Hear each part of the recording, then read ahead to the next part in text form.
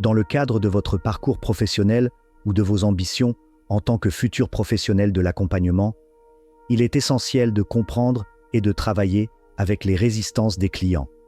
Plutôt que de les percevoir comme des obstacles, apprenons à les transformer en leviers de changement. Cet article propose une réflexion approfondie, en s'appuyant sur des clés de compréhension et des méthodes pratiques pour aborder ces blocages avec douceur et efficacité. Les résistances chez le client ne se limitent pas à de simples oppositions. Elles expriment souvent des signaux précieux sur des besoins inassouvis ou des conflits intérieurs. Comprendre pourquoi elles se manifestent permet d'ajuster son accompagnement et d'instaurer une relation de confiance, base indispensable à tout processus de transformation personnelle. La gestion des résistances consiste à identifier ces blocages, à en comprendre l'origine et à y répondre de manière adaptée. Elles peuvent provenir de mécanismes de défense, d'un inconfort face à l'inconnu ou de peurs inconscientes. Plutôt que d'imposer un changement brutal, il s'agit ici d'accompagner le client en douceur, en tenant compte de ses spécificités émotionnelles et psychologiques. Comprendre leur rôle caché. Les résistances jouent plusieurs rôles qui, une fois compris, ouvrent la voie à un accompagnement plus personnalisé et efficace. Le signal d'alerte. Les résistances communiquent un message interne. Elles signalent aux praticiens qu'un aspect du processus mérite une attention particulière, ouvrant ainsi la porte à une meilleure compréhension des besoins du client. Le bouclier intérieur.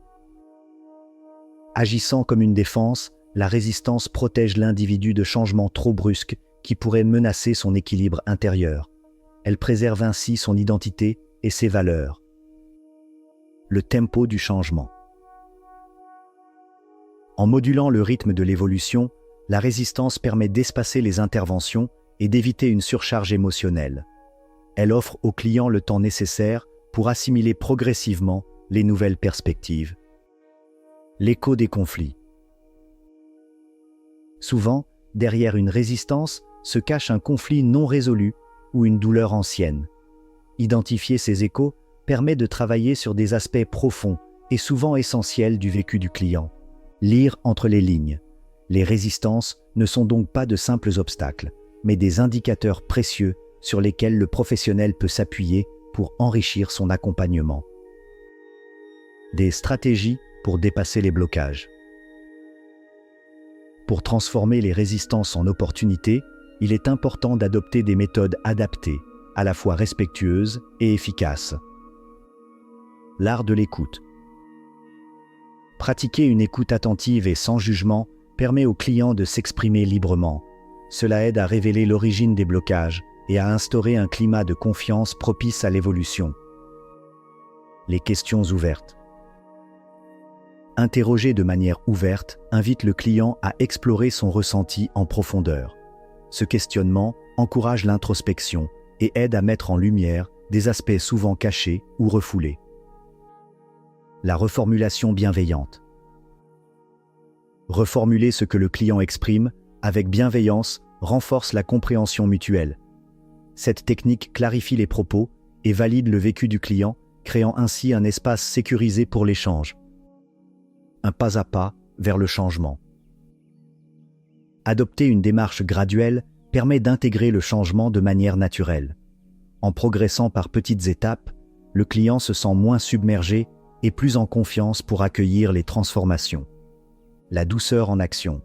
Notons ici l'importance d'un accompagnement respectueux, où chaque méthode contribue à transformer les blocages en véritables opportunités de développement.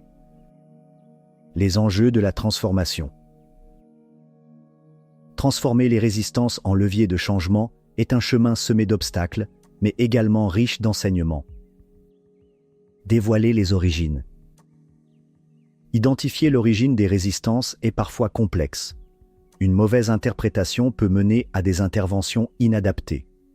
Le défi consiste donc à explorer en profondeur pour discerner la nature réelle du blocage. Trouver l'équilibre.